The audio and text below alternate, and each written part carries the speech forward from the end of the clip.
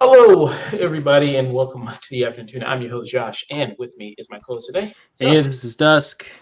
And we got two special co-hosts with us as well. We got Zach. Zach Attack Reviews here. First time been on the show. How's it going there, Zach? Doing And good, man. Thanks. oh yeah, it's a pleasure to have you on, man. And Chris from the Black Stubbs podcast. How's it going there, Chris? How's it going, Josh? Thanks for having me. Oh yeah, it's always a pleasure to have Chris. Chris has been on plenty of times before, reviewing many of things, helping us out here on the channel over at the Afternoon Tune. So it's a pleasure to have you guys on. And what are they going to be helping with today? Going to do a few reviews here, and those are going to be for Joker 2, also Megalopolis and The Wild Robots. Doing reviews for those films. And then after that, we'll go ahead and raid somebody. Some good people are on right now that we can go ahead and raid. Viper Fox is on, playing that Until Dawn. Very fitting because it is October. It is horror month for this. So good old spooky month there. Was also getting his PC release soon. Very nice. Yeah. So that is very nice. Until Dawn there. And they're also coming up with a movie also of Until Dawn. People, I know they're prepping for that. And we do have a poll right now up on twitter.com. Afternoon 2, just type that in, you'll be able to find us. We got a poll up for which horror movie we should review. Shaun of the Dead, Van Helsing, Saw 1, and Dawn of the Dead. Each movie having its 20th year anniversary. So, yeah, if people want to go and vote on that, they can do so there. But, Zach, let people know about you, what you got going on, man. All that good stuff. Where people can find you. Yeah. Zach Attack Reviews, the name of the channel. You can find me on social media as Zach Attack RVS because the reviews was too long for all the other streaming services. I do movie reviews strictly now. That's my opening right there. Appreciate that. I just got to see the movie Azrael early. It's coming out on Shudder in like 2 weeks. So I got a review for that if you're interested in seeing Samara Weaving once again fighting for her life in another horror film. And I also have reviews for every movie we're talking about right now. Very nice. Yeah. And this is your channel. Let me go back to it right here.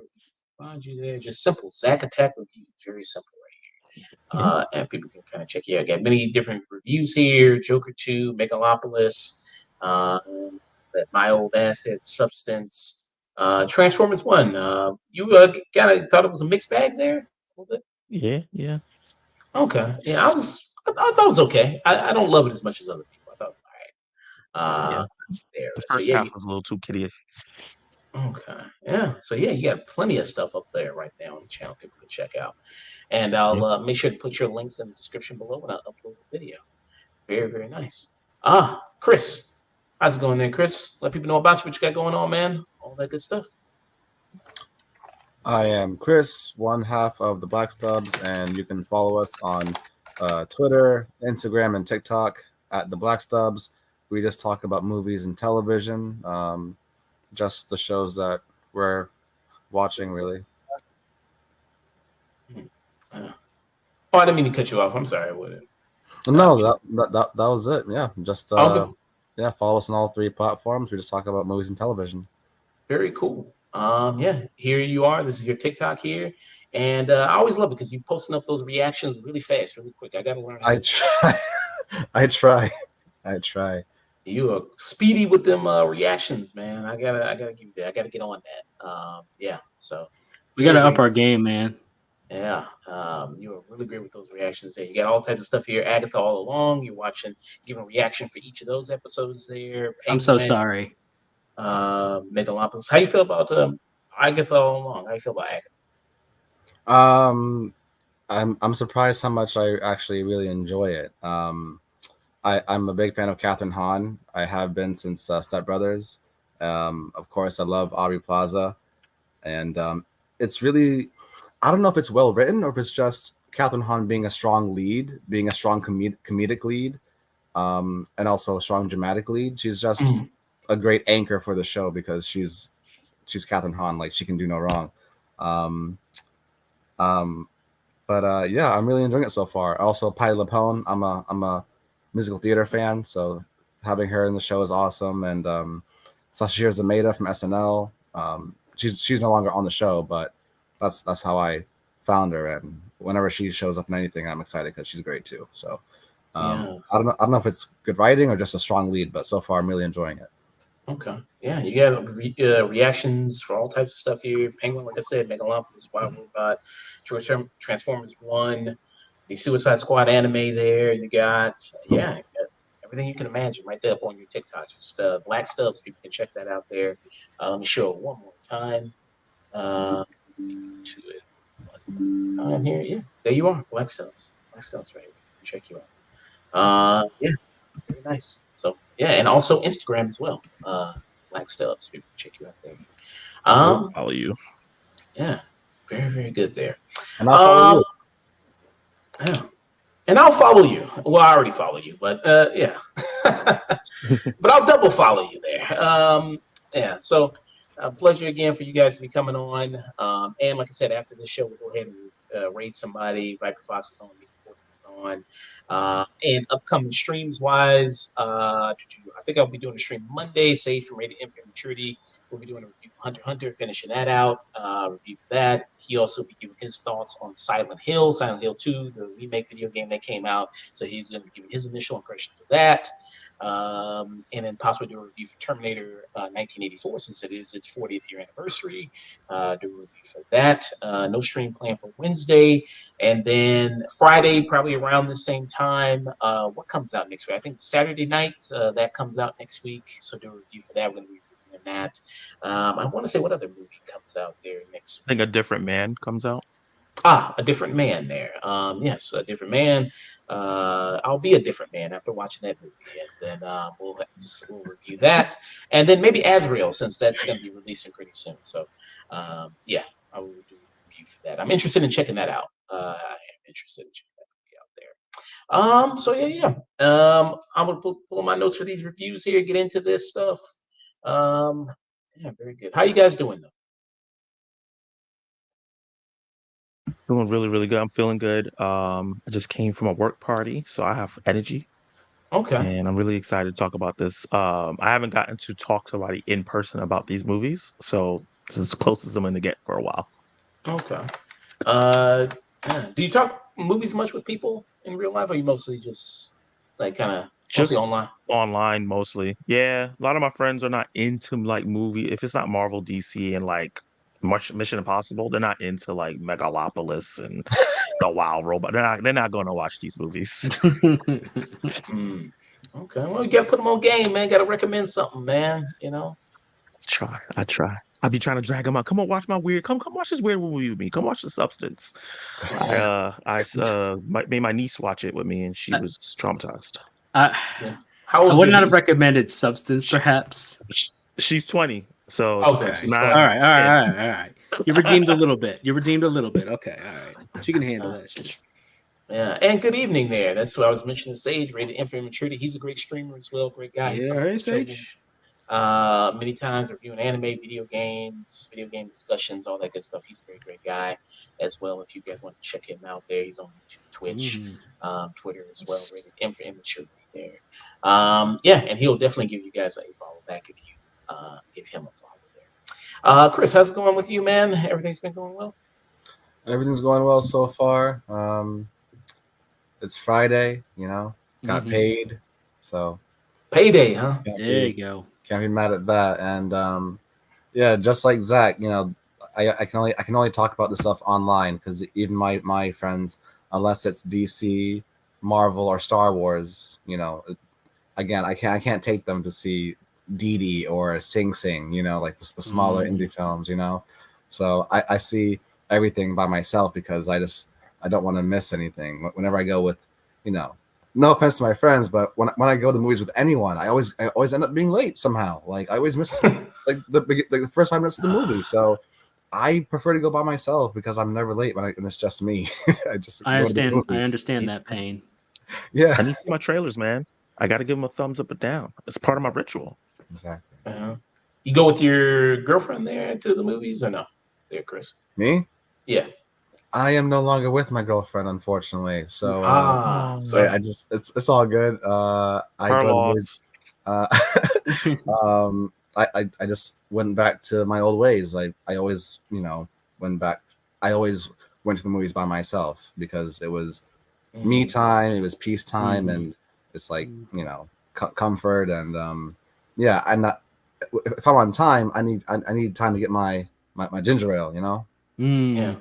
Black people's medicine. I get you. a big, tall, large, like extra large ginger ale, like AMC A-list ginger ale. You know what I mean? Like, I never even had ginger ale at AMC. I don't think actually. I never even had. That's fine. Yeah, it's just more of it. Yeah, it's just more of it. Yeah, it's more of it.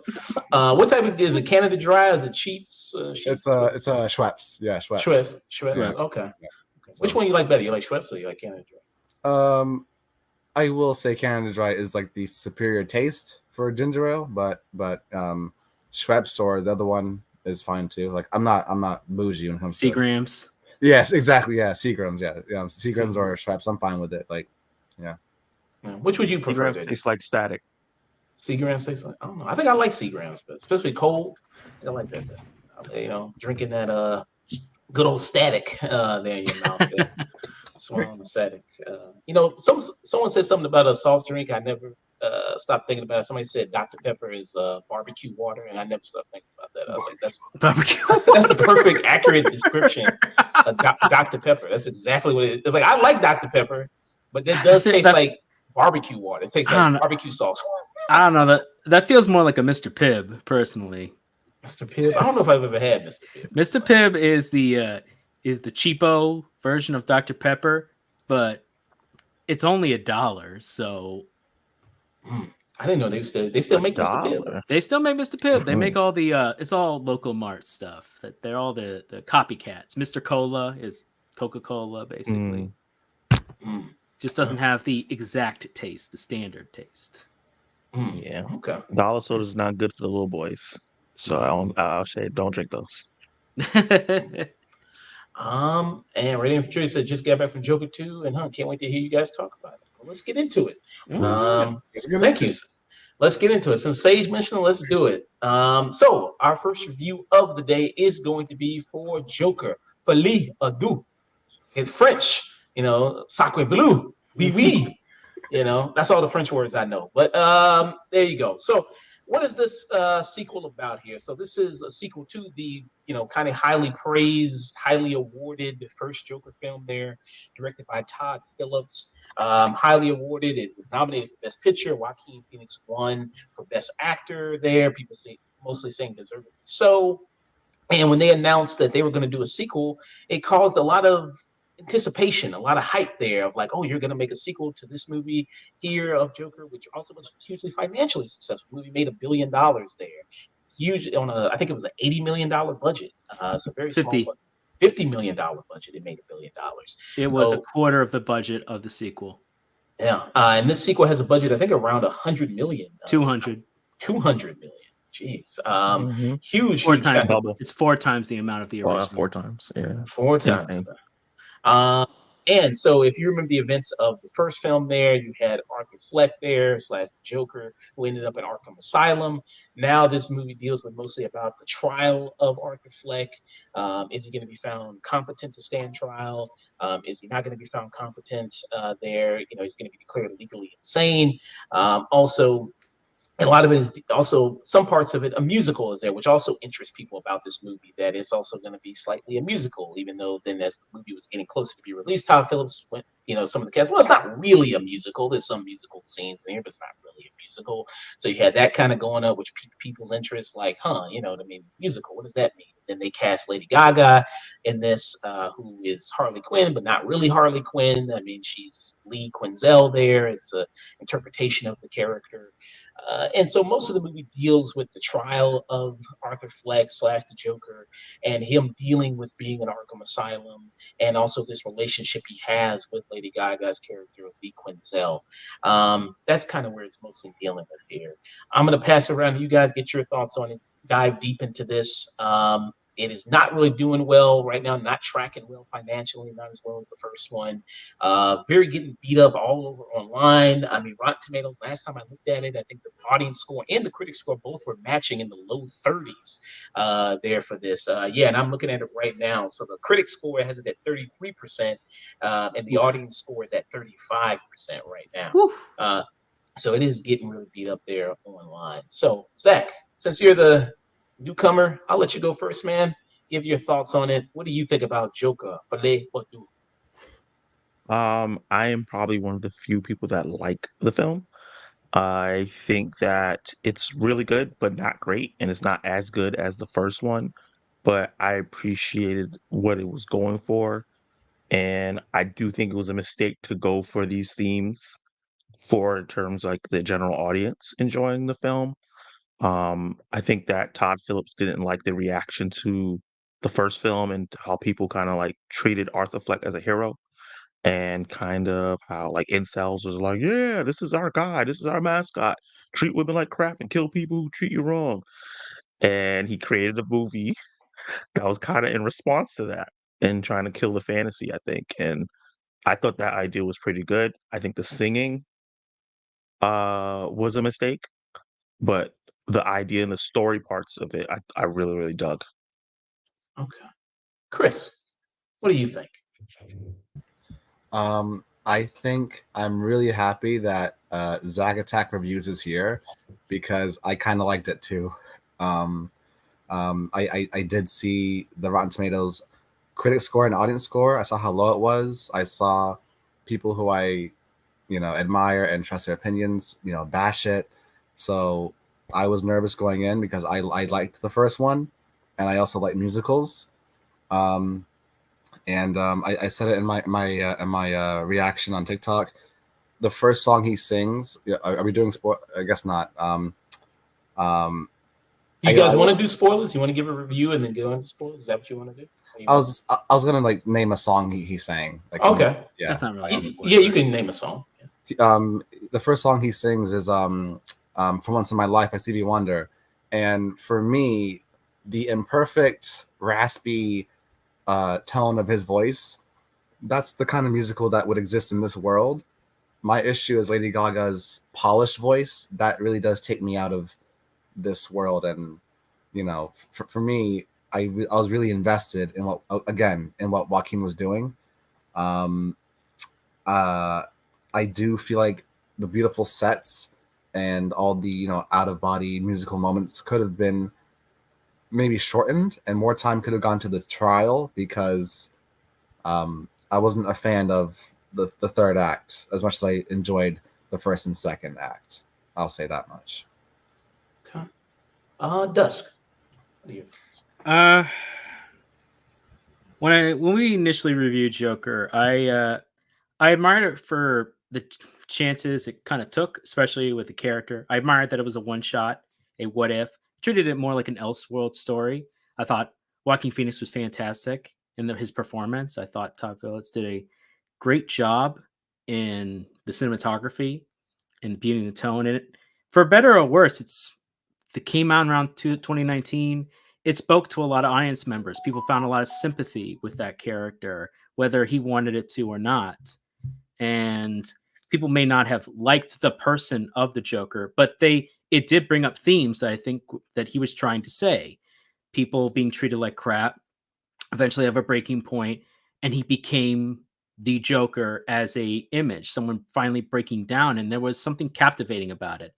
Yes, a lot of elements were taken from other works, such as The King of Comedy, such as plenty of other Taxi Driver and various other movies. They were direct inspirations for him, but he kind of stumbled on to something that was hitting the zeitgeist for people and made a surprisingly good movie with fantastic performances and a haunting score.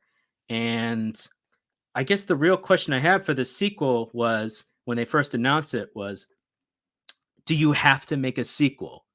Because the way it ended, it was fine, just leaving the ambiguity, questioning whether any of this actually happened, questioning what his sanity was, what was going on. And they could have debated that to the end of time. And I was fine with that. I was fine with it just being a one-off And Todd Phillips seemed to not want to touch the movie afterwards.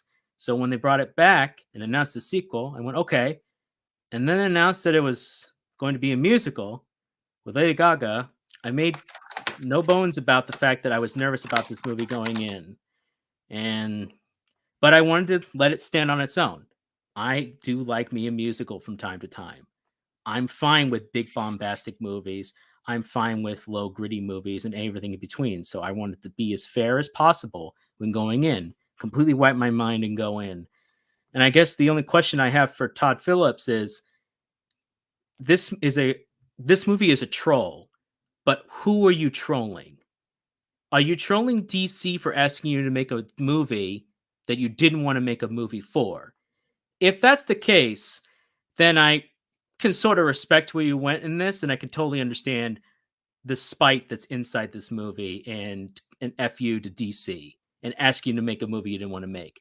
But if it's a troll to the audience and the people who actually did like this movie, who did like talking about it, then I'm going to have to say this was not only a bold choice, but unfortunately a foolhardy choice. And honestly, I don't think you're going to get a lot of work after this movie, because it's never a good idea to be in spite of the audience. And this movie does go out of its way. Hey, did you like the first movie? Well, go F yourself. Here's how let me spell it out for you guys even further what I wanted this to be. Let me remove the ambiguity and tell you exactly. Oh no. Todd Phillips was like, get this guy out of here. Yeah, I'll try to get Dust back there. Yeah, Todd Phillips yanked his ass on. Geez. Okay. Yeah, I hope we get Dust back pretty soon there. He'll pop in. So my thoughts on the first Joker film: didn't love it, didn't hate it. I thought it was just fine. I thought it was just okay. I wasn't either a big lover or hater of the movie there. And coming into the second movie, even though I wasn't really a big lover of the first one, I was like, okay, I'm intrigued to see what they do as far as their Dust is back. I was intrigued to see what they would do as far as, okay, it's a musical, how they kind of incorporate that into this. It seemed like a very different from the first film. They bring in Lady Gaga. Lady Gaga's got a gorgeous voice. I mean, if anybody's heard Lady Gaga sing, she can really sing there. I always talk about that clip of her on the Howard Stern show when she's just her and her piano and she's just singing. She's got a really, really good voice. And I think it's a gorgeous voice. And in the musical sequence here, it's so kind of like Chris mentioned, like a little off balance because she has such a great voice, even though that she's trying to go down more to Joaquin Phoenix's level.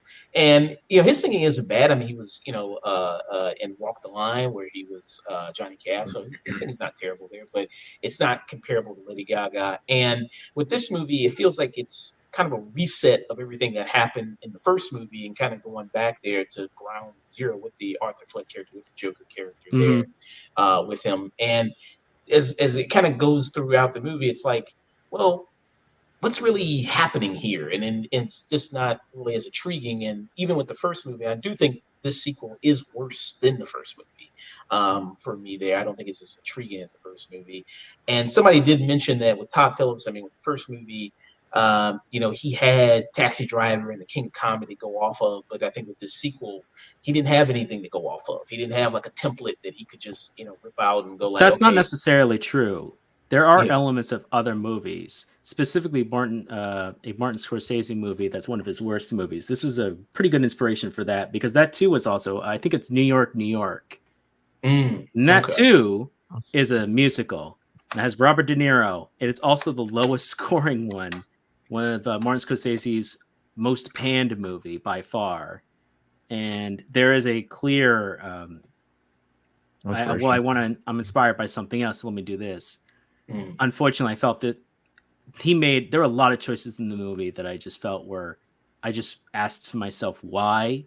And then when we get to the end, I had an exclamation point to my question. Yeah. And the ending is very divisive for some people. Some people really like the ending, and some people think the ending is the best thing about the movie, and it really bumps up the rating for them. And some people really hate the ending, and it kind of really super lowers the rating for them. Zach, I mean, do you think that Todd Phillips, do you think it was a situation like maybe what Lana Wachowski did with Matrix Resurrection, where, she was like, got forced to kind of come back almost and do this other Matrix film, and she kind of did a FU to the studio? Or do you think Todd Phillips, did that as well with Joker 2, or FU to the studio, to the fans? Was that his intention, you think, with this movie? I don't want to say that's the intention, because I feel like he had some earnest intentions here in terms of like the themes that were going on. Maybe he didn't execute it fully as well as he could have. So I don't think that was what he wanted to do. But I do think he was forced to do this because the first film made $1 billion. It got nominated for Oscars. I think they were like, we got to get another one off the ground. And he was pushed to do this. And I feel like that's why it took so long to come out, because it's 2024. It's 5 years for a film with not a lot of heavy CGI or VFX. I did think it took a little long for the movie to come out. So I think he was racking his brain trying to figure out, how do I continue this story? And honestly, I see a lot of people talking about he's trolling WB. I really don't see in what way this movie is trolling WB. They watched it before it came out. Like, they saw that they agreed for him to do a musical, which obviously is not a good idea. If you look at the box office for all the musicals in the last couple of years, other than Wonka, they do bad. They also watched So The Flash as well and greenlit it. that's also And true Black as well. Adam. And Black Adam. And So, every single decision they've ever made. So let's not just add them to the echelon of great judgment. It's been different regimes that's greenlit each thing. Warner Bros. Has changed a bunch of different times. So that's also could be an issue as well. Zaslav was coming in when this was being created. Maybe he was like, I trust Todd Phillips because the first movie made $1 billion. I'll let him do what he wants. So I don't necessarily think he did it as an FU. Yeah. Oh, I'm sorry. What did you say, Zach? I'm sorry. At the end. I don't think it's necessarily like a FU to Warner Brothers. I think he was really trying. And I also don't want to only put it on him because he didn't write the movie. He only directed it. Whoever this writer is also needs to take some blame, because I think some of the writing is what holds the movie back. Yeah. And the writer on this movie is Scott Silver and Todd Phillips. So he co-wrote. Oh, so they co-wrote it together. Okay. Yeah. And Scott Phillips, he also wrote Scott Silver, I'm sorry. He also wrote the first movie as well. So Todd Phillips wrote the first movie by himself, or? Oh no, him and Scott Silver also wrote the first movie together. Oh, so they were together again. That's very interesting. Yeah. What about you, Chris? You think that intentional on Todd Phillips' part? Do you think that he just I don't know, Todd Phillips doesn't know how to make sequels? I mean, he did fuck up Hangover twice after the first one, so there was that. So what do you think? I did see that comparison to The Hangover. Just to piggyback off of Zach, I feel like the first Joker was a great Elseworlds anthology, one and done kind of story. It made $1 billion. It got Joaquin Phoenix an Oscar for best actor, being the second actor to win for the same character, that same role after Heath Ledger. I'm not sure if he was truly passionate about returning, purely based on the overall narrative of the second movie. The second movie, to have the same writers, and it's nowhere near as focused of a story as the first one is. I wouldn't say like a spiteful FU or trolling, but maybe like, all right, like I'm done. Like I'm done. Like, okay, I'll make the movie you want. I'll make, because you're asking for a movie. I'll do it, but I'm done after this. If anything, maybe exhaustion is the word, or he's just fatigued. Like he said early, like this week, after this, I am done with DC. So I don't think he intentionally made a bad movie, but he just like they say in the movie, he gave the people what they wanted. He just is So he gave them what they deserved. Yeah, he gave them what they deserved. So I would say that. Yeah.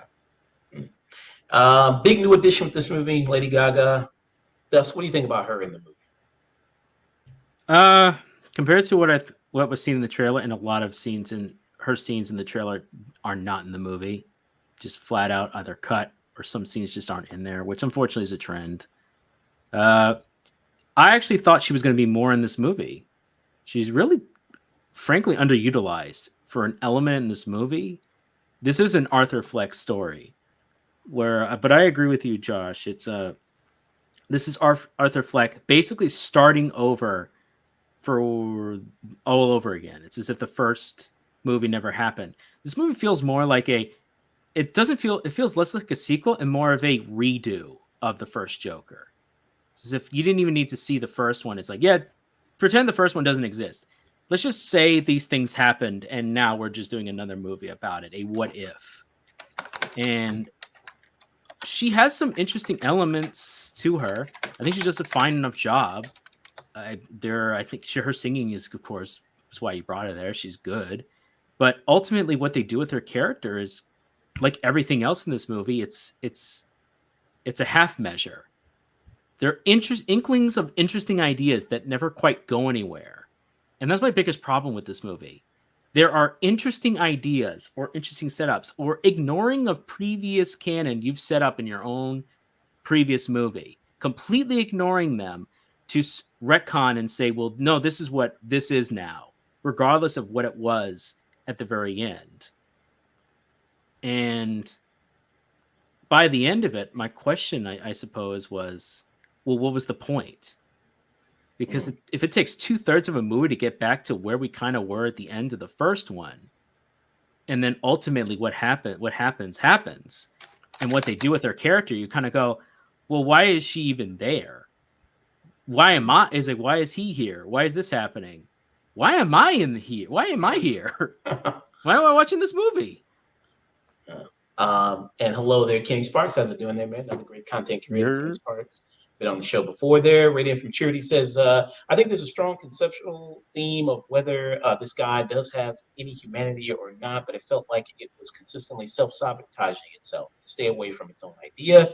He also says, I don't think I disliked it as severely as a lot of people, but I can't say I liked it either, but I did find it interesting. It sparked a lot of conversations with people I saw it with. So that's something.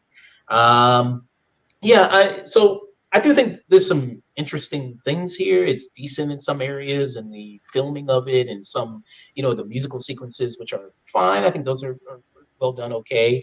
Some of the lighting looks really great in this movie, where he's like in his cell and in Arkham, like that looks really good. No one's gonna disagree that this is a well shot movie. Yeah. No one's gonna disagree that this movie is well shot. No one's gonna disagree that the acting, for what the actors are given, for the material they're given, didn't do a good job. Joaquin Phoenix did a great job. Lady Gaga did a good job. The person playing the prosecutor did a good job. Everybody, every element, every character, even characters they bring back from the previous movie, everybody does a good job. But when your structure of your movie and your script writing and the elements you're bringing into this movie are also held down by ideas that they never want to quite go all the way in, but then the other ideas they also add in don't quite go all the way either. And then it's dragged down by musical numbers that, honestly, there are a couple of musical numbers in here where you just go, you could have just told me the information. We didn't have to slowly sing. You do a half singing when you could have just told me this. Because what it does is it just creates drag. A scene might go somewhere and has some energy and tension. And then Lady Gaga will sort of sing. And then it'll go into a song where it's not quite a musical because they don't have the balls to go all the way with it. So they kind of do a half rugged singing, but then she'll sing and it just doesn't quite fit. And when the audience I was with was going, there's a moment in the movie later, it's very close at one point, where they're talking on the stairs. And there's a big pivotal moment. And they're having a conversation. And at one point, Lady Gaga starts to sing. And then Arthur just finally goes, I don't want to sing anymore. There was actual applause in the theater. Like, thank God. Thank God. It's and that's a big part of your movie. And when people are tired of the musical part of it, you've got problems. Yeah. What did you all think about the courtroom? So I thought the courtroom scenes were actually pretty weak. I thought a lot of stuff that was going on there. Besides for a few scenes there, I think most of the courtroom stuff for me didn't really work well. Chris, what about you? What was kind of your opinion there on stuff? I actually do feel the opposite. I was invested in the courtroom stuff. I thought I forgot the actress's name, but she was defending him. Catherine Keener. Yeah, Catherine Keener. Thank you. I thought she was doing a good job at like making him seem innocent and saying, "Oh, these are two different characters, two different people. He would never do." Like, she was doing a good job as a lawyer, trying to prove his innocence. And bringing in old characters and saying, things like, "Arthur, like, don't do this. You were so nice to me. How could why are we here now?" Like that, those moments really did resonate. And seeing the lawyer kind of sway the jury almost. Seeing a young, I guess, kind of suave Harvey Dent. That was really cool. I just wanted a resolution to that. We all saw the movie. We all know what happens. I wanted a conclusion in that trial, but yeah, didn't get it. But I thought it was cool. Yeah. Zach, you agree? Oh, Zach, I said, do you agree? I said, yeah. Oh, sorry. I think the courtroom scenes are some of my favorite parts of the movie, and I think lots of it is pretty brilliant, and it's why they kind of saved the movie for me, because, like you said, sway the jury. It started swaying me, in terms of like, oh, he might get off on this because she's making a lot of great points and making Harvey Dent look a little stupid. Especially, look, if this movie was as good as it should have been, Mr. Puddles would be getting a supporting actor nod, because what incredible acting between him and Joaquin Phoenix in that scene, right? Like, The best I part in the thought movie, he did. arguably. He didn't have much in the first one, and he did a great job. I think bringing back people and showing the effects of the first film on them, I thought was great, right?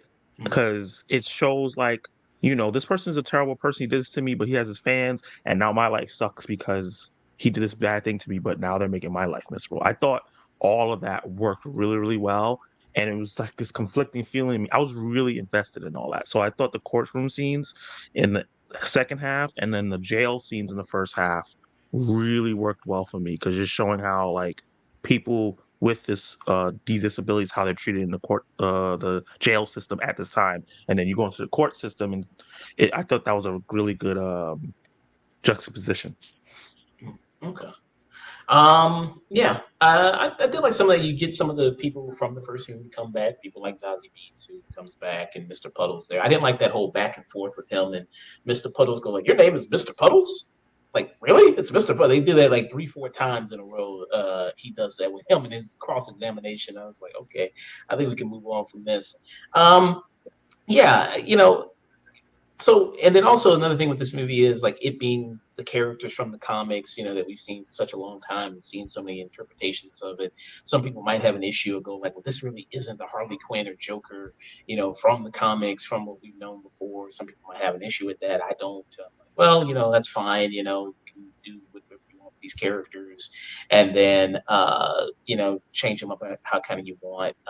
Create something new and kind of fresh within the genre there. And even though I wasn't, like I said, I wasn't a big fan of Joker, I did appreciate the film for doing that, for adding some more, variety, diversity to the superhero genre there, being a movie like that was a little bit trying to be a little bit more artistic and a little bit more outside the bounds there of normally what you see of capes and tights and stuff. So I did appreciate the movie for doing that. But with this movie, the sequel, like I said, like it lesser. I don't think it really adds anything much to what I mean. The first film, it doesn't advance the story from the first film in any real, I think, significant way for me. Besides from some good performances here. Joaquin Phoenix, I don't think he's as good as he was in the first movie. I think he's still good, but I don't think he's as good as he was in the first movie. I did like Lady Gaga in this, even though the little get of her, I think she's kind of underutilized here. Brendan Gleeson as the guard here at the Arkham, I thought he was really good. I thought he was very good at this. I mean, Brendan Gleeson's always very good. I mean, he's a really great character actor, and everything is in there. But yeah, I mean, really, besides, if you really take away the musical stuff, it's kind of not that long of a movie. I don't think if you take away a lot of the musical stuff, that really is kind of padding out most of the time there in the story. And it's really the relationship between Joaquin Phoenix and Lady Gaga in the movie. doesn't really, like I said, she's not really in the movie a whole lot. And they don't really delve into it too much for me. So for me, I would give the movie just kind of a stream it or lowish stream it there. Like I said, you can still like, I think, some of the technical qualities of the movie and appreciate that. Some of the performances, the way, the cinematography of it, the lighting of it, I think looks good. I don't think the dialogue is that strong in this one as it maybe was slightly in the first one. And just kind of really beating you over the head with things that, was trying to say in the first one. Then this one's just saying it, but with a megaphone there. So it really doesn't do much for me. Zach, final thoughts, rating for Joker 2. Rating out of, I don't know how you guys rate. Oh, so our rating system there. So the highest you can give something is this is cinema. Then below that is a peak. Then below that is a tune in.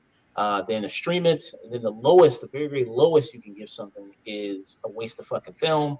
Then after that, it's a burn it. Then it's a skip it or tune out there. Gotcha. Yeah, I think that if this was going to be a Joker musical, they should have made the singing sections batshit crazy. This should have been one of the most bombastic musicals we've ever seen, and it was just too tame. If those sections were better, this movie would have been a top 5 movie of the year for me because I really like the dramatic parts and the character work and the this was like an epilogue for the first film, but 2 hours, but like extends on a lot of the stuff that happened in the first film that wasn't really fleshed out. So for me, because I like so much of the film, it's a tune in. Okay. What about you, Chris? Yeah, this trailer here, when it first dropped, with that song "What the World Needs Now" by Burt Bacharach and Dionne Warwick, I really did think it was going to be like a bit more romantic. Like the trailer gives, Joker and Harley Quinn as this partnership. But with that said, despite all the negative or very low scores on Letterboxd, I did give it 3 stars out of 5 because I would be lying if I said I was not invested. This movie, again, I like the first one. This movie is not as good as the first one. It's nowhere near as focused, but I love the song choices. I loved Joaquin Phoenix once again as Joker. I love how Todd Phillips continues to capture the aesthetic of Gotham City accurately. Gotham City is not a beautiful city. It should look like it's rotting. And there's still, this movie is not perfect at all, but there's still a lot that worked for me and I think was done right. So I'll give it, if you like musicals and if you love top 40s hits from the 60s and 70s, I'd say tune in. And then right there, Trudy said he's doing a Foghorn Leghorn accent for that entire scene. Yeah, I love that. So funny. It was like a Savannah, Georgia lawyer. He's like, "Is that your God-given name?" I'm like, "Oh my god." That was perfect. Kenny Sparks says, big shout out to Lady Gaga, though she continues to prove that she's not just a pop star acting in movies, she's a legit actress there.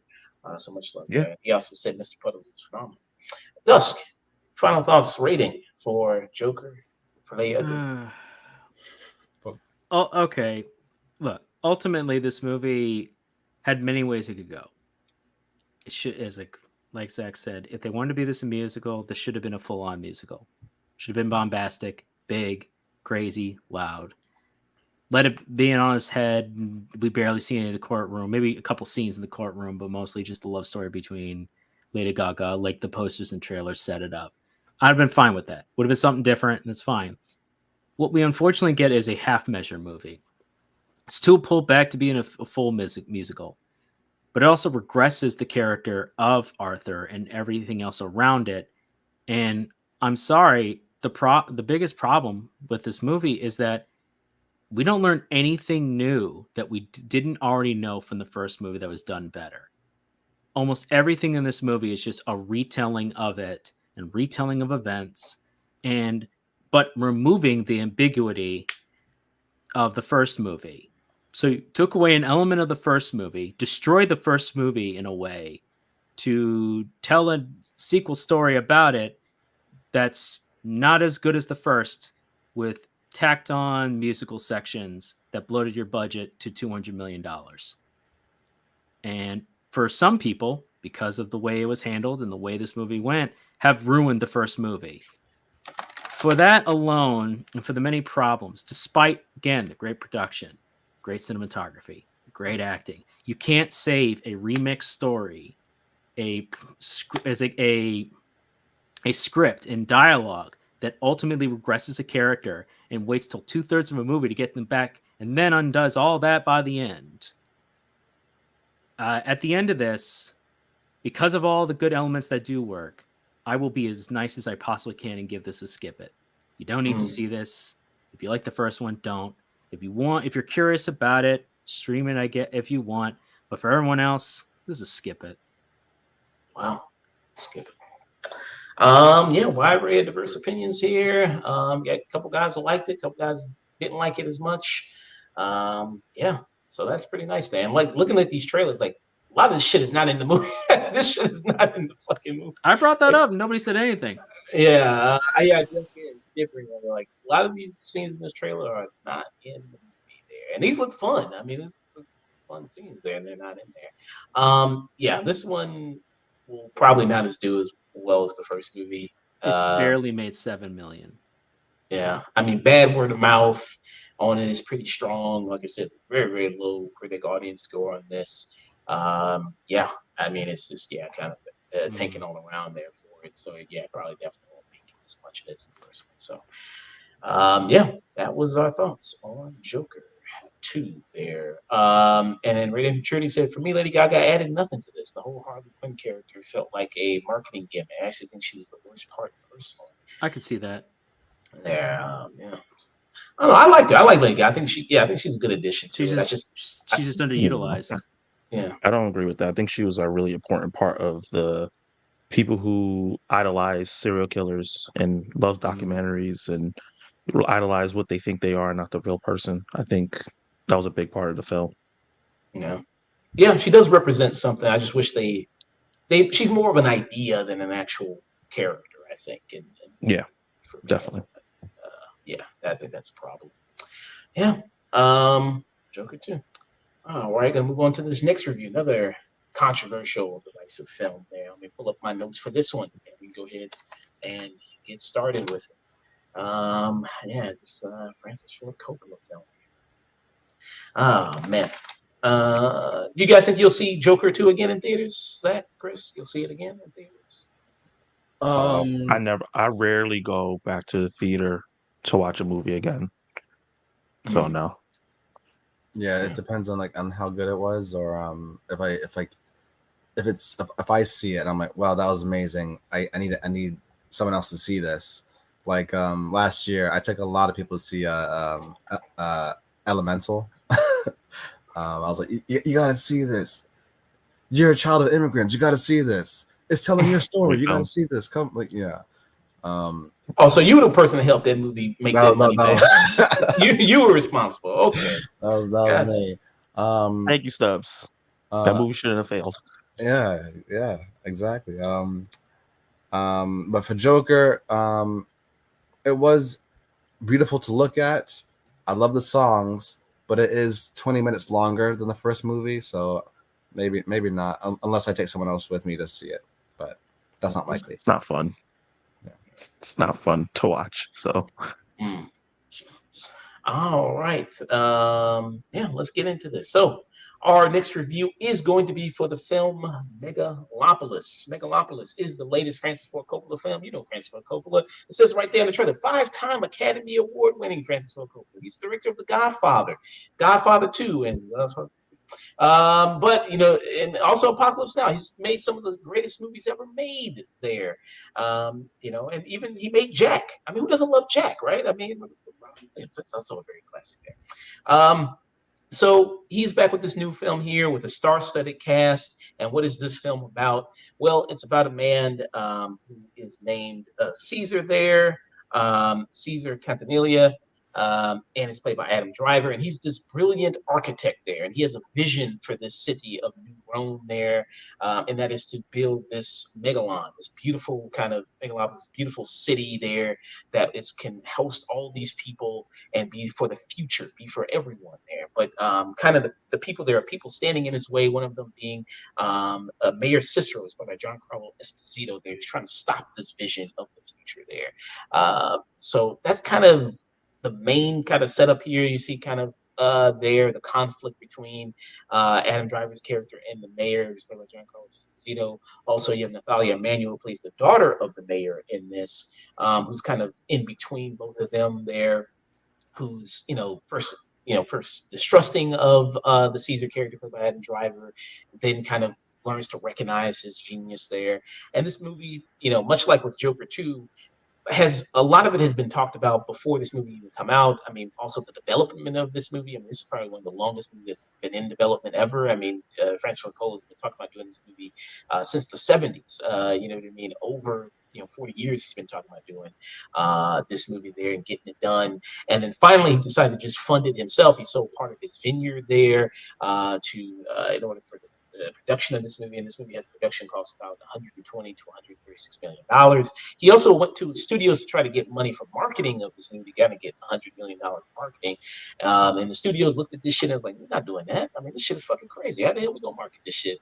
So that didn't really happen as much there to get that huge marketing budget for this that he wanted. But it is finally out and finally here. It is something to talk about for sure, which we're gonna do here. I started with Chris first there last time, I think, right?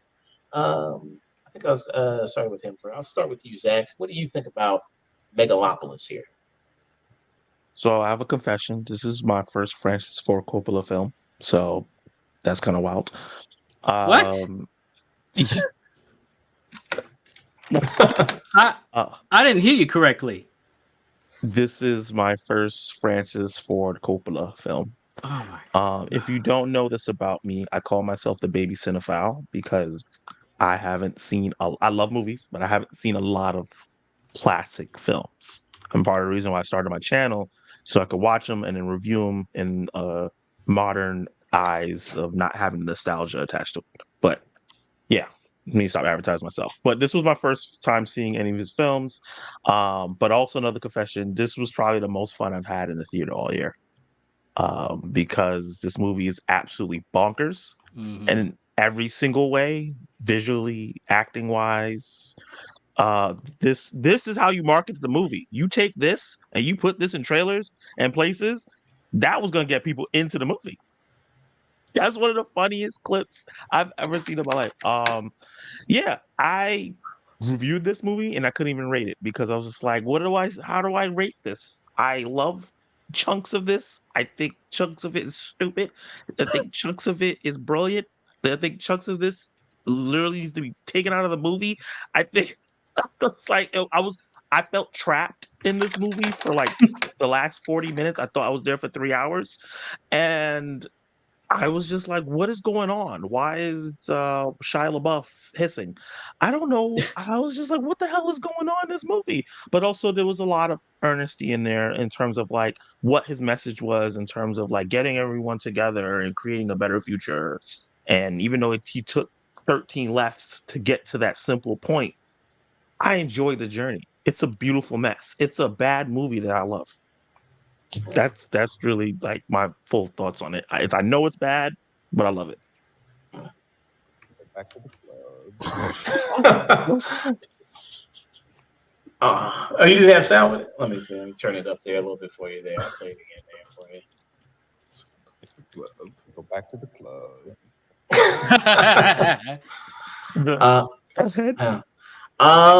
Yeah, Chris, what are some of your thoughts there, man, on Megalopolis here? So very similar to Joker, Folie, Deux. I would be lying if I said I was not invested. I do. My mom is, I don't know why, but growing up, she was so big on the mafia stuff. She loved how these Italian gangsters were so gentle towards their women and children, but at nighttime were so violent towards each other. Like that, she she liked that part of mafia culture. So The Godfather, those movies I did see, maybe too young. But with Megalopolis, you know, I love actors, and this is a star-studded cast. Um, it's messy. It's really messy. It's muddled. It's convoluted.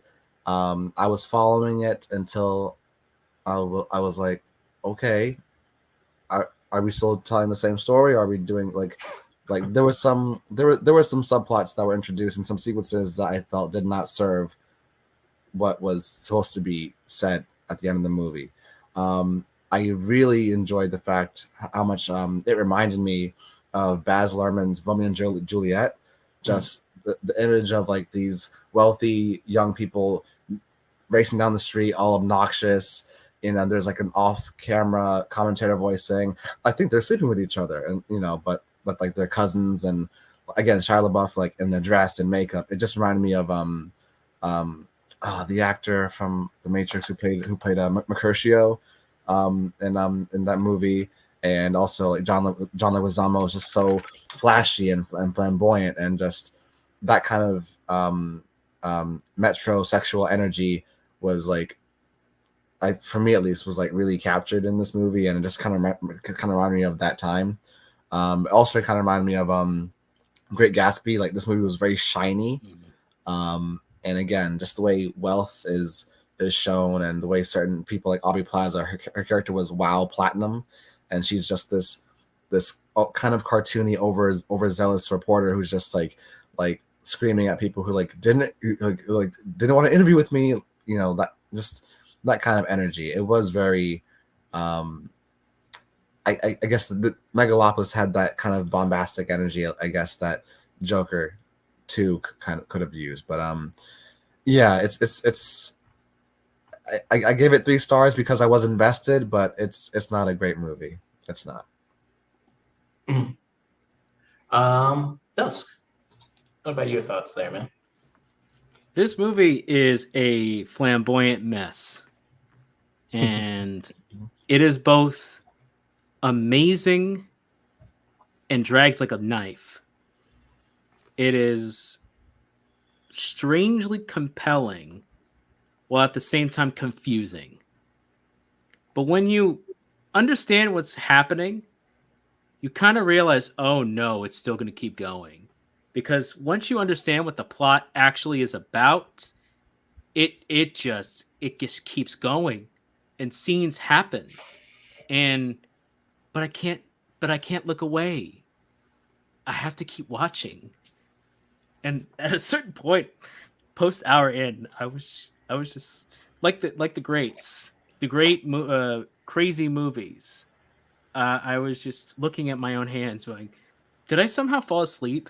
I'm half thinking of this. Oh, Lawrence Fishburne. Oh, he talks. Oh, he's the narrator of all of this. He's the grounding of anything here, and yet he also puzzled me throughout most of this as he was asked to say. You know what? Without spoiling anything, let's just give a grounding for everybody to understand what this movie's about. Megalopolis is a mix of many different genres and movies. This is mostly a interpretation of America, an alternative future where they had a lot of Roman influence, to the point where people are named after famous people in Roman culture, including Catalina, which is based on Catiline, Cicero, and even Kaiser, or Caesar, as it's referred to as.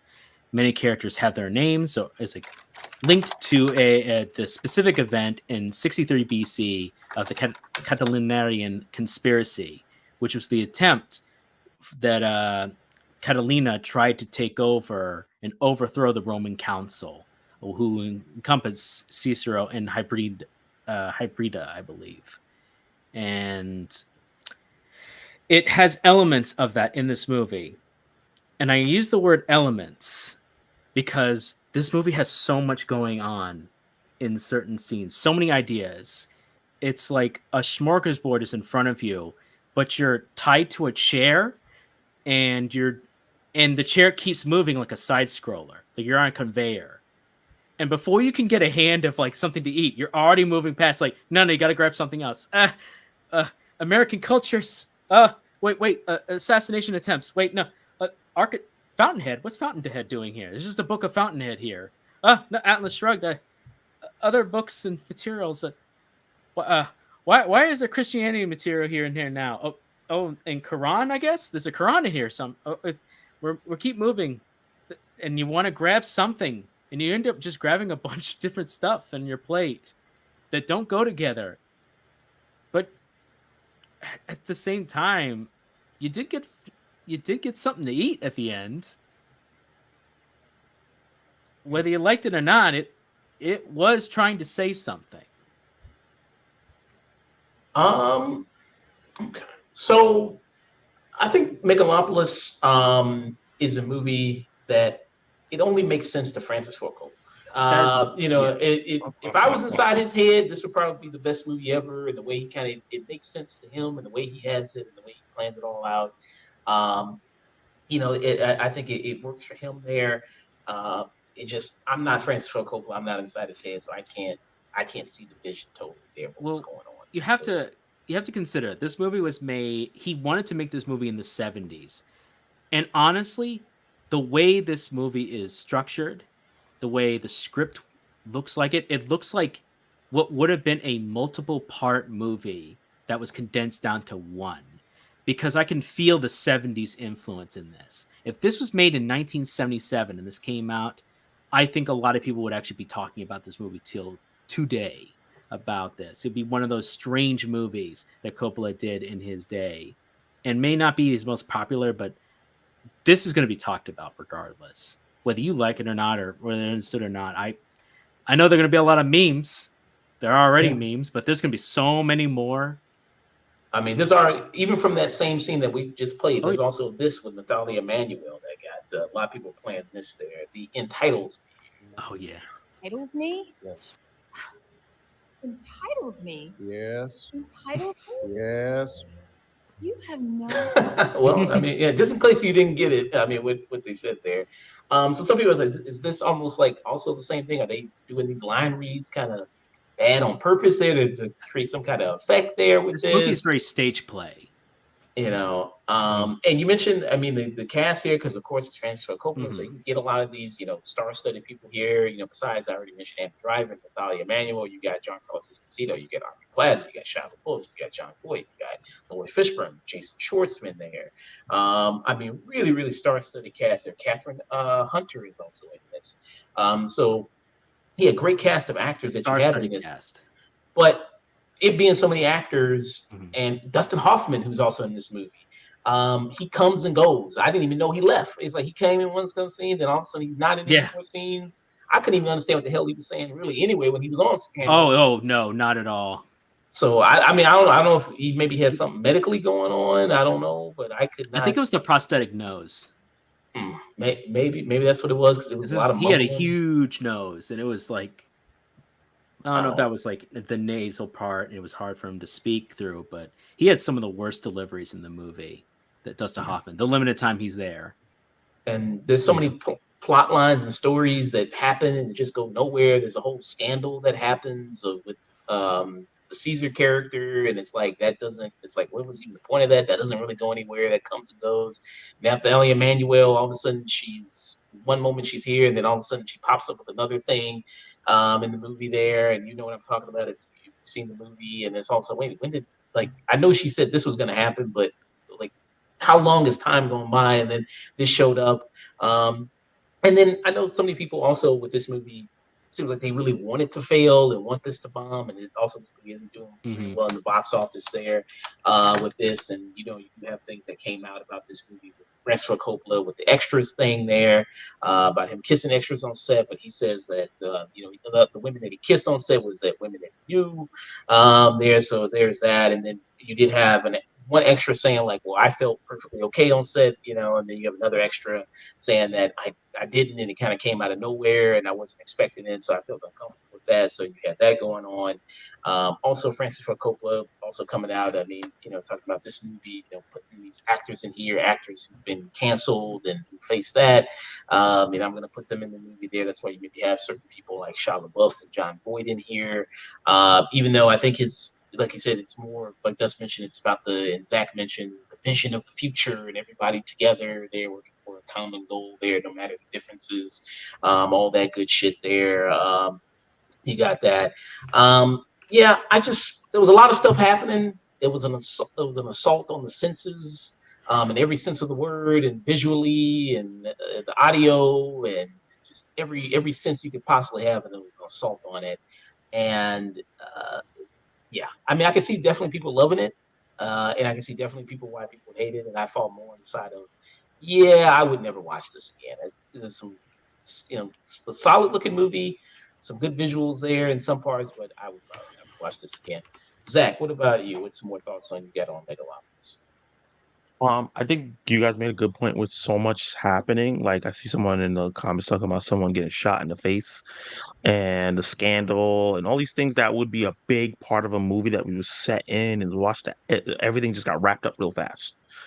Like Shia LaBeouf's character, he starts getting like a big part in the third act, and like that got wrapped up real fast. Like he was like a Trump stand-in, and they kind of like, more like he stood like a Nazi sign. I was like, oh, I know what you think about this guy now. The Aubrey Plaza, who was probably the most interesting character in the movie, kind of like was there for a little while, then wow, disappeared. Platinum. Yeah, and then came back and was like a main villain. I was like, what is happening? What were you doing this whole time? Now you have power and you're a villain and you're showing your ass out. It was a lot. But like I said, like you guys said, like I couldn't stop watching. It was like a car crash that was so beautiful and staged. And I couldn't stop watching even though I was in danger. And I enjoyed myself. I'm definitely gonna rewatch this. I think this movie is gonna be called a cult classic in 10 years. And they're gonna re-examine it and find themes that we didn't find in the movie, and all of a sudden this is the best movie in the world. And then the 4-hour cut's gonna come out, and everybody's gonna look at this. But yeah, like I said, this is one of my favorite experiences because of how fun it was. I watch a lot of movies, sometimes two movies in the theater a week, and a lot of films feel similar. And even though I enjoy them, they do feel similar because they're pulling off from something that came before. Every coming of age story feels like it pulls from the last coming of age story. Every action movie feels like it comes from the last action movie. This does not feel like anything other than maybe you could say, what was the other movie that from the black and white movie that's kind of similar?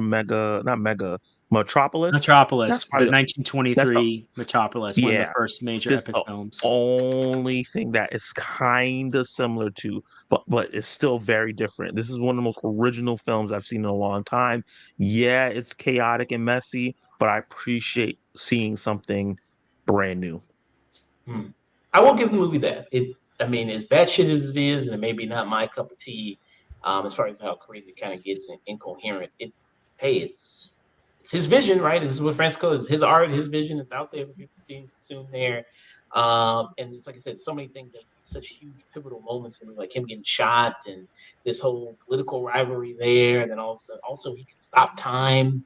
Nobody go. I know. Does anybody go like, wait, he can stop fucking time? Like, what the hell? Like, wait a minute, what's that? And then he controls a rare metal on Earth that nobody else controls there. So it's technically not a metal. He describes it in one scene near the very beginning of the movie when he's describing it. It's a bioorganic metal.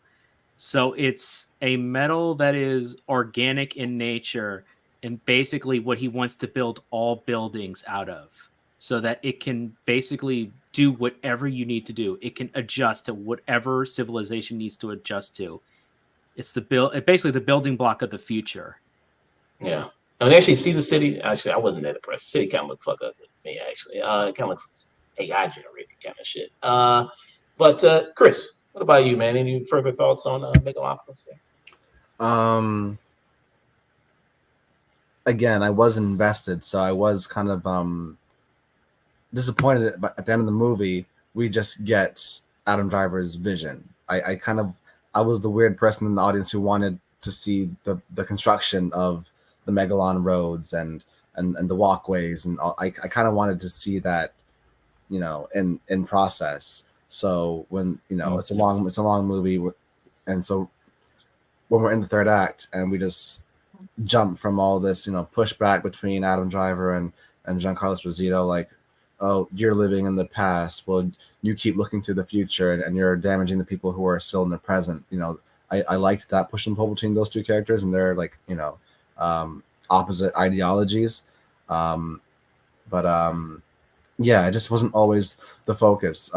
We mentioned it earlier, the sex scandal thing, that whole Coliseum sequence. I'm like, what is this doing for everything we just set up, and what's it doing for like where we end up? That's like my least favorite part of the movie. I like that song that the pop stars sang, but that was for me my least favorite part of the movie. Just Adam Driver just getting fucked up. I'm like, yeah, all right. Get out before getting after. Yeah. Oh yeah. I love the beginning, and it's always cool to see like a Juilliard actor recite Shakespeare, because it feels so rich and powerful. But yeah, this movie, it wasn't everything I thought it was going to be, and it is very chaotic. But I will agree with Zach. I had fun I had fun in theater watching it. I was invested, so I gave it 3 stars because I was along for the ride, but the destination, I'm like, all right. So I would say tune in. Tune in. Tune in. Final thoughts rating there, Dust? You know what? I've seen a lot of different movies this year, and seeing Shia LaBeouf get shot in the ass twice was one of the funniest moments in this entire year. And honestly, if this movie can make me laugh and cry and go into hysterics and be blinded by some of the CGI and the brightness setting in this movie, this is why we go to the movies, people. You see something you've never seen before, and I don't know what I watched, but I can tell you this: when this movie comes out on Blu-ray, I will get it on sale. I won't buy full price, but I'm gonna buy it on sale. This will go in the Coppola vault of strange, weird crap. I hope he does do a expanded version of this. I hope it's 4.5 hours long. I hope he does it. Why not? Who gives a crap? Sell more of your vineyard, buddy. Let's go. This is you still got to get drunk now. I mean, you still got to do that. Absolutely, absolutely, man, absolutely. Please, is it whatever the amount of money he spent on this movie? He'll make back in wine sale. It's fine. He's made more in the encompassing time with his wine than he ever did in the money he made off of his films, no matter how successful. So, but in all seriousness, this movie is all over the place. The acting is wild, but at the same time, we get to see actors. This is a rare chance for a lot of actors to just go nuts. Nicolas Cage gets a lot of crap, but he's one of the few actors that goes for every single performance he goes through, and that's why I love him as an actor. Because he was in this. I know. Oh my god, I wish he was too. He would have been amazing. He would have been amazing. If he was Adam Driver's character, this would have been a 10 out of 10. Oh yeah, it was just his oh man, I bet you there's a scheduling conflict, or else he would have been. But I felt bad for some of the actors too. Jon Voight, I felt bad for. He felt so weak, and a lot of his acting was like, "Oh, where am I?" and I couldn't tell whether that was the character or Jon Voight. But I don't know what half these characters. I know who they are. I know what he's trying to represent, but a lot of his ideas feel like ideas that never got fully fizzled down into a narrative. But ultimately, this movie is a spectacle. It's a spectacle. It's a ride you're gonna go on, and you're gonna watch, and you're gonna go, "Well, I was never bored."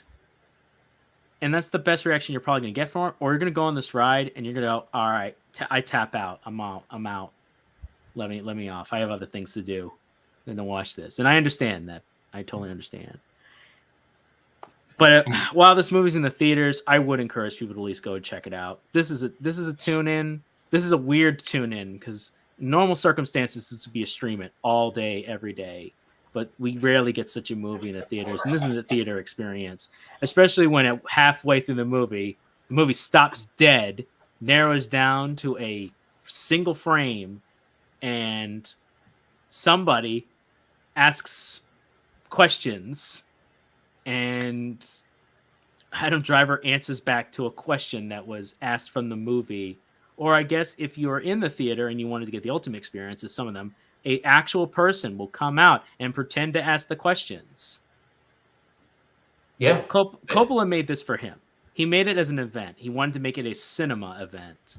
And whether you agree with it or not, I can at least admire the amount of effort he went to make this. Even if it doesn't work, even if it's all over the place, even if it's batshit crazy, it's something unique. And in a couple of years of just the samey kind of movies that come out, or things that are boring or not that interesting, I at least was intrigued. I was never bored. So this is tune in, a rare tune in for this kind of a movie, but this should be seen in theaters just to say you saw it. They should get somebody should get a T-shirt after this.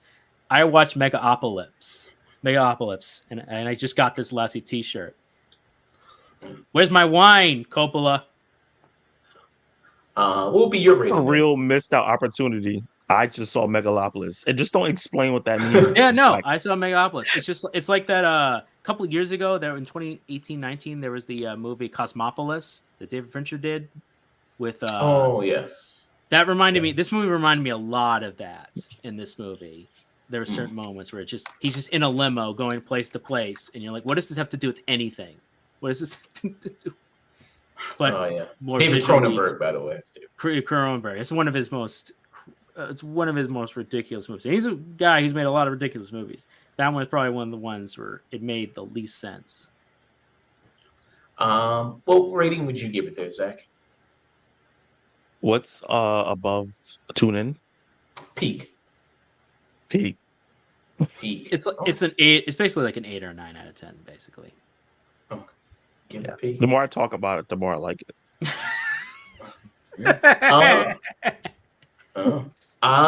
I said, this movie is, I guess, an event. Some people might say in the worst way and the best way. There, I can see some people saying it, like I said, on their best of voice. I can see some people like this.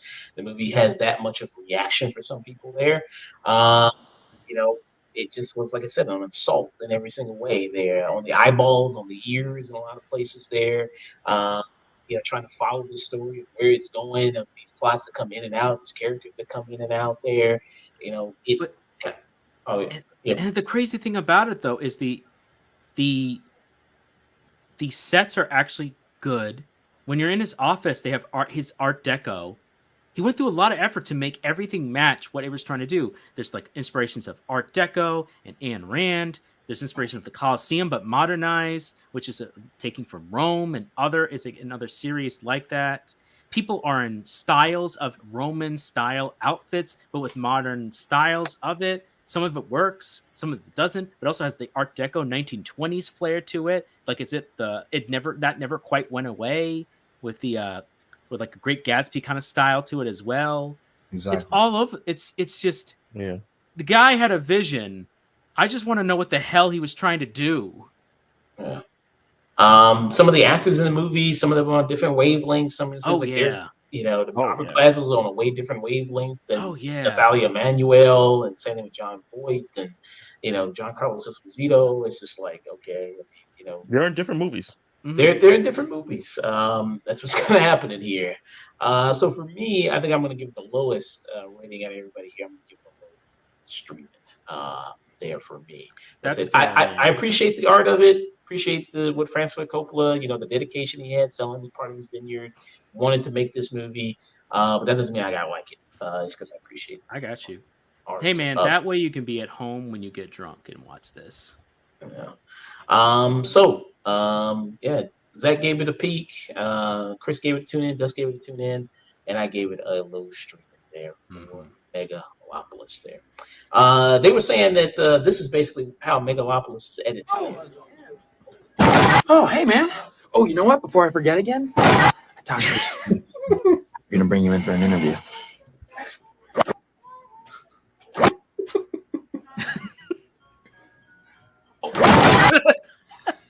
That's great.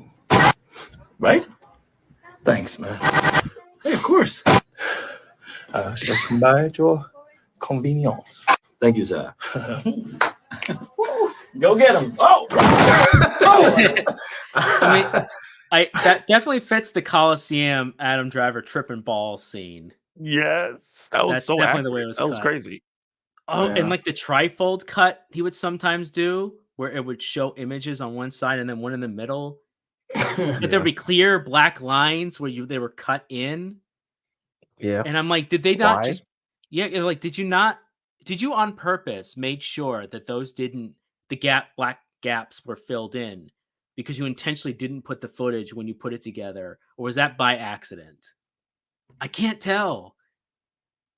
Or the fishbowl zoom-ins. Oh Why? yeah, the I don't know. visual Just zoom because. in. Just randomly. This is a The way movie your that should have logo been broken up looks. in parts. The way your logo looks, that's how it was just zooming like that for no reason. It's like, what the heck?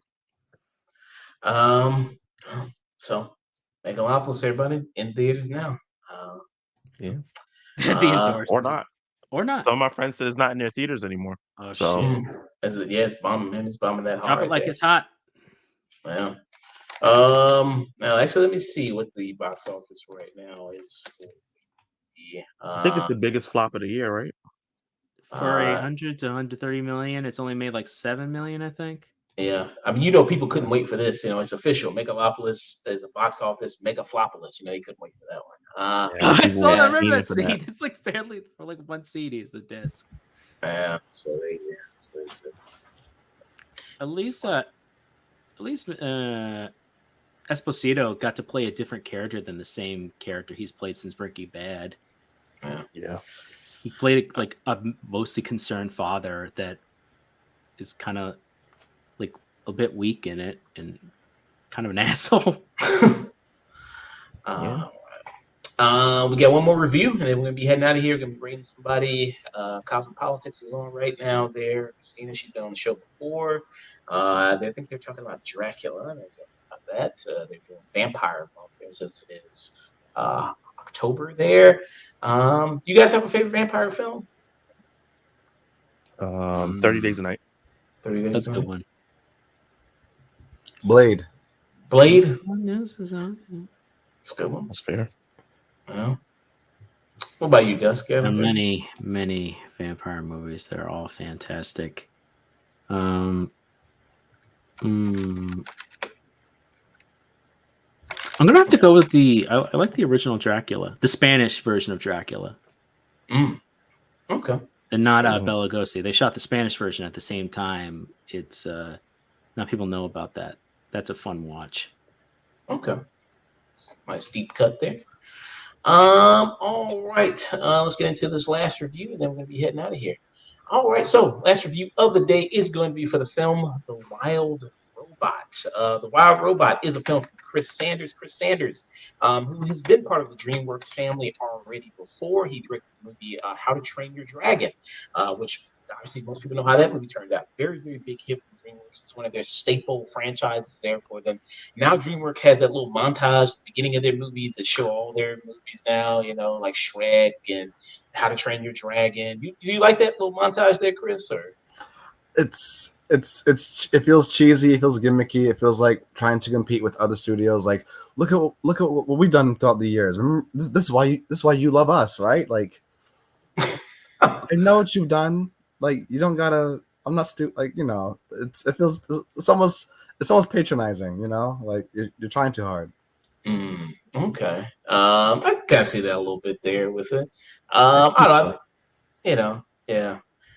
So Chris Sanders is returned with the movie The Wild Robot there. What is this movie about? So it's detailing a robot gets lost in the woods there, meets all these animals that live in the wood, learns to communicate with them, and then finds a little goose there, that eventually the robot ends up they form a bond there, a mother son type of bond. And you see this robot protecting this little goose and also kind of bonding with the other animals in this forest here that the robot is in, because the robot has a simple mission, just wants to go home there, but it ends up kind of getting trapped with this goose there. How most kind of parenthood traps a lot of people, I guess, there, with the burden of responsibility. And this is based also, this is adapted from a book there as well, this movie. I'm going to pass it around to you guys, get your thoughts on the film. Dusk, what are your thoughts on the wild robot there? This is a visually gorgeous movie. Limited amount of voice acting in it, but for the amount that it is, it's very well done. This is also the same guy who created the Lilo and Stitch movies and actually voices Stitch, which is interesting. Honestly, for all the performances, they do a great job. This is a really strong animated movie, and honestly, if you're going to see parents that want to bring their kids to a movie, this is a really good choice. It has a lot of surprising, heartwarming moments in this. A lot of honestly simple. It's a fairly simple story, but it's what makes the adventure inside of them, the machine, Raz, trying to figure out how to just avoid having creatures die. Not always working on it, but avoiding creatures die, learning to figure out and slowly over time communicate with them, and also being kind to them, and the creatures also then forming a bond with it as well. And it's this journey of it trying to get home, but also finding the compromise of, well, I kind of like protecting these creatures here, and also I'm kind of almost bonded to them, and especially with her relationship with Bright Bill, that's pretty much the heart of the movie. And then the book was written by Peter Brown, who's writing the book there. So great voice cast. Lupita Nyong'o, she's the character here. She voices Roz. She's the robot here. Great voice work by her. You also have Pedro Pascal is in there, who plays the fox that helps her raise this little goose here. Bright Bill that's mentioned there, who's voiced by Kit Connor there. And then also you have Catherine O'Hara there as Possum there. You also got Bill Nye, Stephanie Hughes in this, Mark Hamill, Matt Berry, Ben Rames. Really talented voice work. And everybody does, I think, a phenomenal job voice work-wise in this. And I will say it's the execution, right? This is a very simple story. That's not hard to follow there in there. But in its simple and like in its simplicity, the execution is really perfect in it. And I mean, I would say it's one of my favorite movies of the year this year. Absolutely loved it. It's one of my favorite animated movies of the year. I'm not afraid to admit it. I cried my ass off in this. This got me. I was that emotional watching this there. Really wonderfully told story. The animation is gorgeous there. They said they were also inspired by the works of Hayao Miyazaki there from his movies there, Princess Mononoke. Yeah, you can not feel Ghibli influence in this. Also classic Disney animated films as well. They were inspired by, and you can really get that by watching this movie. I adore this movie in every sense of the word. There, I absolutely loved it. Chris, what are your thoughts on the Wild Robot there, man? I feel the same way you feel, Josh. I believe that simplicity is the greatest sophistication, and this movie to me was very sophisticated. I don't have kids, but I work with kids. I'm a teacher. So when you spend 10 months out of the year in one classroom with these kids, you do grow attached to them. You do form a little family. You do feel parental and protective over them. And we've seen movies like this before where a robot has to learn how to be human. Whether if it's the Wild Robot, the Iron Giant, Wally, iRobot, Big Hero 6.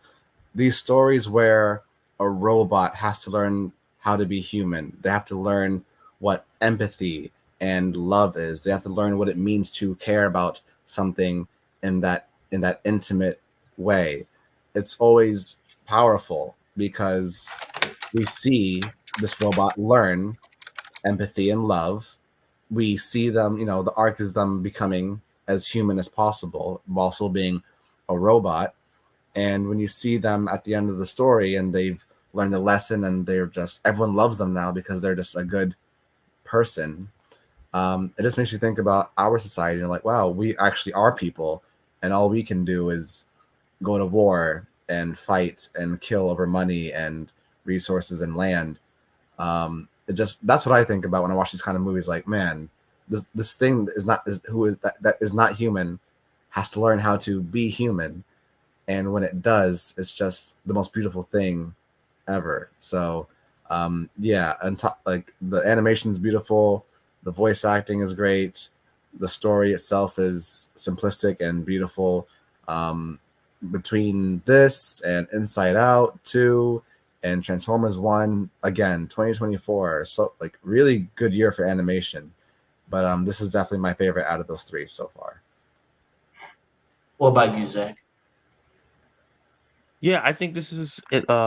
E.T. and Iron Giant for a new generation of kids to come in and watch it. They're probably not going to go back and watch those, and I think it has a lot of the themes of those films in this. I think the animation, just like Puss in Boots: Last Wish, Across the Spider-Verse, Mutant Mayhem, Nimona, I think it's pushing the boundaries for animation and the voice acting. Like I think Lupita Nyong'o is one of the best actresses or best actors, period, on the planet, and she continues to prove that every time I see her on screen or voicing a role. And the cast is just all star all around, and they really nailed it in a way that gets you so emotionally attached to these animals, like good Disney films used to do.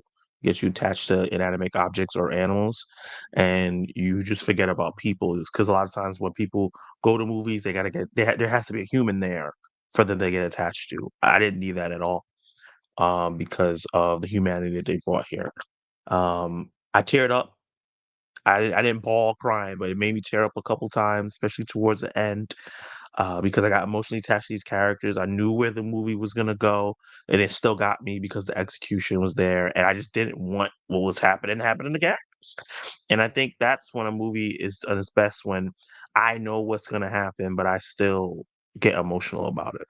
So, yeah, I think this is a great movie. It's one of the best movies of the year, live action, animated or not, and I hope it gets a sequel. There's 3 books, so I would love to continue the story and see the film get a little bit more complex. Because while you guys were talking about, humanity and stuff like that, I don't think she's learned all of humanity. Humans are complex, and that's kind of why we go to war and all that stuff. So I would like to see them throw more complex emotions and reasoning into the other ones, and the kids grow with that. I think that this is gonna get a nod at the Oscars, 1000%, and could win. Yeah. Yeah, between this and Inside Out 2, I think are going to be pretty much the two top contenders right now for best Yeah. animated film at the Oscars. Yeah. I mean, I really don't have anything bad to say about this film. I mean, I just loved it that much, enjoyed it that much. I mean, this was I'd heard great things coming into it watching it. And it was a pleasant surprise there that it kind of lived up to those expectations. It was kind of like how I felt going into Paddington, and so many people hyping up Paddington and loving Paddington as the movie there. It's just so heartwarming, so loved. I was like, well, let me see this bullshit. Let me see what if it truly is going to be as good. And then at Paddington 2, I cried my ass off on that as well. And it has, I think, that same kind of energy to it with this film with the Wild Robot. Really excels at those levels there, even though it is such a simple film there. And I just really adored this. Like you said, best film for me, live action or animation, with this. And if they do another one, I'd be for sure up there for another one. But I think it leaves off at a great place there, to leave off as well. Great work by Chris Sanders directing this also, and he's also I believe he was also the writer on this as well, with this movie. Him and also the writer of the book. Yeah, they were able to get Peter Brown, who is based on his children books. He was able to Yeah. come into this, it's always good to have the original creator work in tandem with the adaptation. Yeah, Yep. is very funny as well, very heartfelt, very funny. I mean, there's some good funny moments there with a good musical cues there with this movie there, like when Roz is teaching Brightfield how to fly. That really got me. I think some good musical cues there. Because the mission of the robot is like it's one of these helper robots. It's like it's always there. It's like I'm not done until I accomplish my task, and I can't leave until my task is 100% complete. And then when she gets basically assigned to this goose here, it's like she has to help it survive, feed it, shelter it, help it fly, and then help it also learn to swim. It has to give it it has to teach this goose these 3 tasks in order for the task to be complete, or else, she can't leave there and go back to where she's from, the factory manufacturer there. And yeah, I just thought all that was really fantastic. For me, I would give this. I give it a This Is Cinema. I'll go that way. I'll go there with it. Dust, what about you? This movie is very good. It's very strong contender. Probably one of the best animated movies to come out this year. It's a shame that this will be the last in-house DreamWorks project. As after this movie, they're relying heavily on outside vendors after this. But if you're going to have a swan song, this is a heck of a swan song. And this stands. It can rest assured it's standing on the level of other great animated works in both animation quality, voice acting, and just the message. And yeah, I mean, honestly, there's not much that I can say that we haven't already talked about aside from I view it. I agree with that this is a simple story, but it's told well. And that simplicity told well shows a level of professionalism and also a strong story. You don't need a complicated story to tell a good story. You just need to execute it correctly. And this movie is executed extremely well. I'm actually debating whether or not to give this a peek or This Is Cinema. They're both great contenders for it. But I'm just going to give this a strong peek. This is a fantastic film. I'll definitely bring this out. If you can bring your kids to the movies, this is a most definite priority if you want to show them something. And I still think movies like Iron Giant or E.T. hold up just as well as they did before and will continue to do for future generations. But for parents who sometimes they feel, despite the many great animated movies that came out this year, just like oh my god, Ultraman that came in on Netflix, that was very strong. This I feel is stronger than that and simpler than that, but they're 2 different movies, so I'm not comparing it on that level. But for parents that feel, oh no, we're running out of animated movies for my kids to see, congratulations, you have another one. You can add that to your repertoire. This is definitely this is peak. Yeah, great to take your family to. Perfect film to take your family to. It's a great film for kids and adults, which is the best kind of films, honestly. Yeah, it's what Disney used to make. Yeah, Roz is gonna be pissing Chris off. You're gonna be showing up in that intro there, but behind How to Train Your Dragon there, saying hello. Chris, what about you? What would you give the Wild Robot there? Yeah, so this is definitely the best animated film of the year. It's in my top 5 best films of the year. I'm gonna say This Is Cinema. This I got emotional too.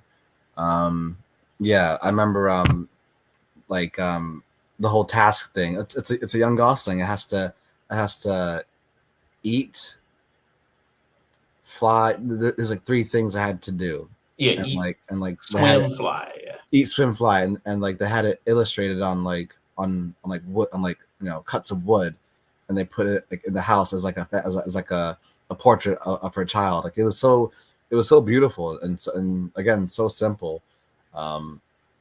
Yeah, it was just, again, I went by myself and I was moved to my core. So yeah, The Wild Robot, one of the best that DreamWorks has done in a while. Definitely This Is Cinema. Definitely go see it. I also want to add that this is the first animated movie that Chris Bowers, who did the soundtrack for this movie, and I think he did a great job, especially for this to being his first animated movie soundtrack. Yeah, I like the music. It's good music. Yeah. Zach, what about you? What are your rating? Yeah. Out of the 99 films I've seen this year, this is my 24th favorite one, so it's pretty high up. And I think that has stiff competition because we have Moana 2 coming out, and that definitely is going to blow all the heads off a lot of kids. But I think when it comes to how meaningful it is and the intention, so far this is the best animated movie of the year. And it's a lot of fun. Somebody mentioned it was funny. Yeah, it was funny. I was laughing throughout it a lot more than I expected. And a great animated movie can be interesting to adults, but also interesting to kids on different levels. So we both learn different things, and then when those kids become adults, they catch those things that their parents caught. And this movie does that in spades. So yeah, this is cinema for me. Yeah, love its commentary on parenthood. What it has to say there, that as much as a pain fucking kids can be, and trust me, they can be a pain, like the love there that is parents there to want to see another person succeed, Yeah. and that pride You're there. breaking up a lot. Oh, am I breaking up?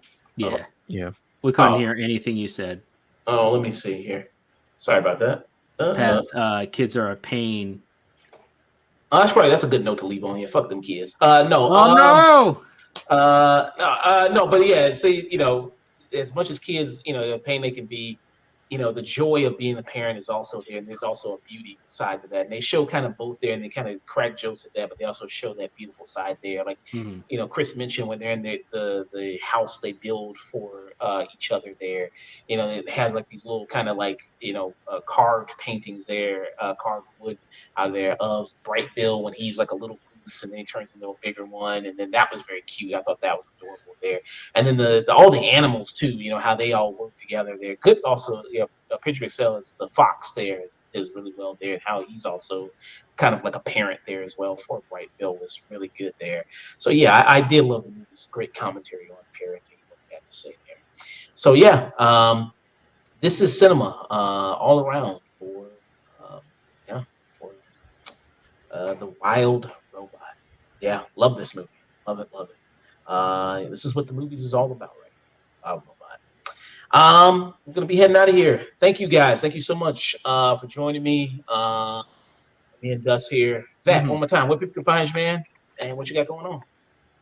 Yeah, you can find me on YouTube as Zach Attack Reviews. If you want to connect with me on social media, you can find me on their threads to TikTok, Instagram, Facebook at Zach Attack RVS. I have my review for Azrael out right now. I just got 2 screeners, one for this one-shot horror movie called Mads. Gonna be watching that soon. My review should be dropping next week. And I have one for Daddy's Head, which is also another horror film that's coming out next week. I got the screener for that, so that review should be dropping Monday because that's the earliest I could talk about it. So be on the lookout for those 2 reviews, and then I'm trying to see the Outrun with Saoirse Ronan tomorrow, so I should check that out and review that as well because that's supposed to be like a big Oscar contender. So I'm excited to see how it plans out. Yeah. And people can check you out right here, Zach Attack Reviews. Just type that on YouTube. Be able to follow you right here. Yeah. Very nice. Chris, where people can find me, what you got coming up next, man? Yeah, once again, I am Chris of the Black Stubs. Instagram, TikTok, Twitter. Just type in the Black Stubs. You should see us. Going to right now. I just posted episode 2 of The Penguin. That reaction. I'm going to post my reaction for episodes 3 and 4 of Agatha All Along. And tonight, I saw Joker, so later, maybe on Sunday, I'll post my reaction for Joker. So stay tuned for that. Thank you. Yeah, and this is all your links right here.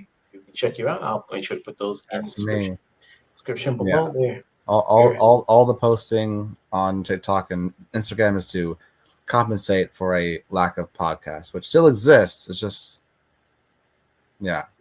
I get it. Yeah. I get it there. And with us, follow us on all the social medias, Twitter, Facebook, Instagram, TikTok, Threads, Blue Sky, all the afternoon too. Just type it in and be able to find us. If you want to send us an email, you can do so at theafternoon@gmail.com. We're also able to listen to podcasts, Apple Podcasts, Spotify. You see on any of those platforms. Make sure you leave a good 5-star review to help boost up the podcast, and there's a lot for us. Twitch.tv/afternoon. Usually streaming every Friday, Saturday, Sunday, Monday, sometimes Wednesday there. Got the next stream coming up this Monday there. Sage Rated M for Immaturity there. 8 p.m. Central Standard Time. Going to be there reviewing Hunter x Hunter and Terminator 1984. Follow us there trying to get to 600 subs. YouTube.com, The Afternoon Tune. Just type it in and you'll be able to find us as well. They're trying to get to 2K subs by the end of the year. That'd be awesome if you could do that. We're so Again, close.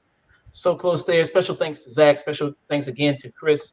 I'm gonna be sending you over to let's see who's on right now that I can read. Let's see. I'll read the Hate Crew right here. They're playing Bloodborne. I'll read somebody playing Bloodborne there. Do you play many games, Zach? Or no?